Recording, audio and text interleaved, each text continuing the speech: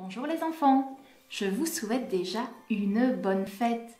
Mais une bonne fête de quoi? Qu'allons-nous célébrer dans quelques jours?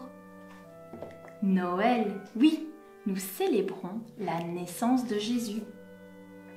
Et je dirais même plus, nous fêtons l'anniversaire de Jésus, car Jésus est toujours vivant. Oui, c'est vrai, Jésus est vivant. Il était déjà vivant avant que tu ne naisses sur terre, figure-toi. Jésus a toujours existé et Jésus existera toujours.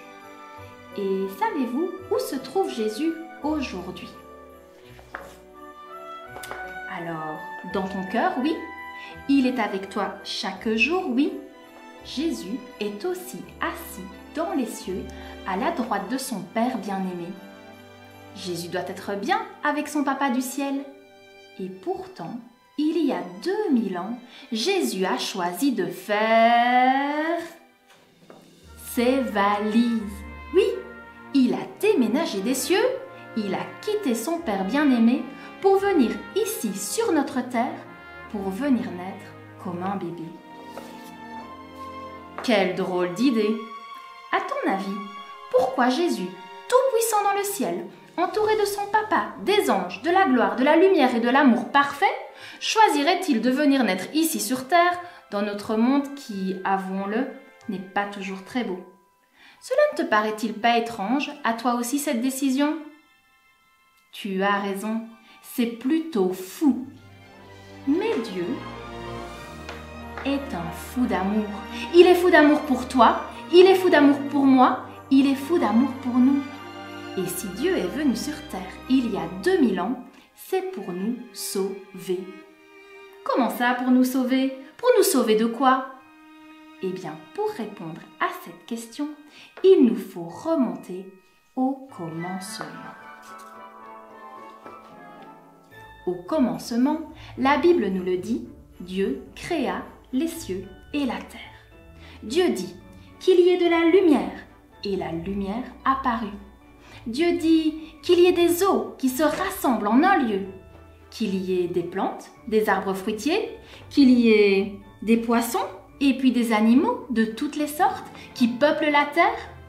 Dieu vit que tout cela était bon.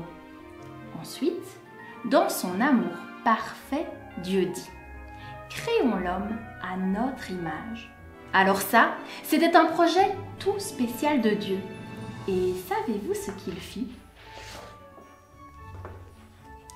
Dieu prit de la poussière. Oui, de la poussière. Et Dieu forma avec cette poussière l'homme et la femme. Ensuite, Dieu souffla son souffle de vie en eux. Alors ça, c'était magnifique. Adam et Ève étaient faits de poussière, oui, mais Dieu avait soufflé son souffle de vie en eux, et cela les rendait très précieux.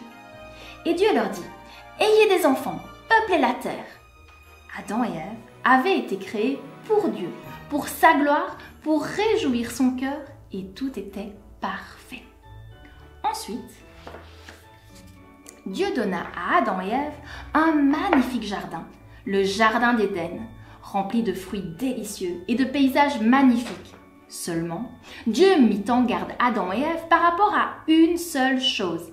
Savez-vous laquelle?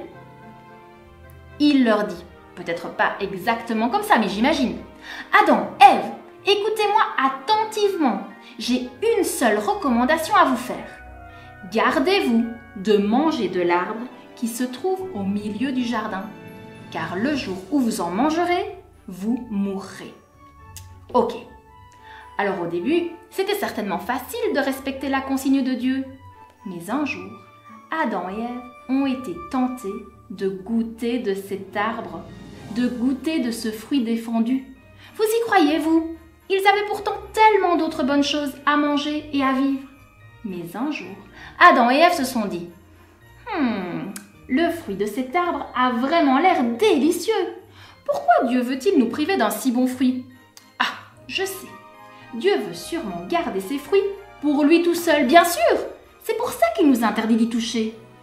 Alors, je sais ce que je vais faire, se dit Ève. Si Dieu ne veut pas nous en donner, eh bien moi, je vais me servir toute seule. » Et Adam et Ève croquèrent dans le fruit défendu.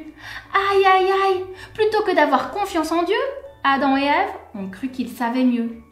À partir de ce moment, Adam et Ève se sentirent très fautifs, très coupables. Non seulement ce fruit ne leur avait pas apporté ce qu'ils espéraient de bon, mais en plus, un fossé s'était creusé entre eux et Dieu. Le fossé du péché. Un peu plus tard, après la bêtise d'Adam et Ève, Dieu vint se promener dans le jardin.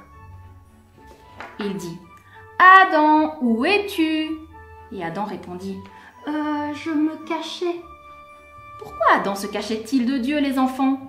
Parce qu'il voulait jouer une partie de cache-cache avec Dieu? Certainement pas. Adam se cachait de Dieu parce qu'il avait honte. Il était triste et gêné. Il se sentait coupable d'avoir douté de Dieu et de lui avoir désobéi. Alors Dieu dit à Adam, « Adam, pourquoi m'as-tu désobéi? Il est trop tard maintenant pour revenir en arrière. Ève et toi avez mal agi, et votre action, malheureusement pour vous, portera des conséquences. » Dieu dit alors à Adam, « Tu devras travailler dur maintenant pour récolter ta nourriture. » Dieu leur dit aussi, « Le péché que vous venez de choisir là, il continuera à se répandre. Il se transmettra à vos enfants, qui se transmettra à vos petits-enfants, puis à leurs enfants, et ainsi de suite. Vous vous rendez compte? Le péché se transmettait alors très vite. Chaque fois qu'un enfant naissait, il naissait avec en lui cette tendance naturelle à faire le mal, à pécher. Le péché devint bientôt impossible à contrôler. Pire que le coronavirus, tout le monde l'attrapait, sans exception. Mais Dieu, dans son amour parfait, avait promis à Adam et Ève qu'il enverrait un jour une solution radicale contre le péché. Un peu comme si, aujourd'hui, nous avions enfin découvert un super médicament contre le coronavirus.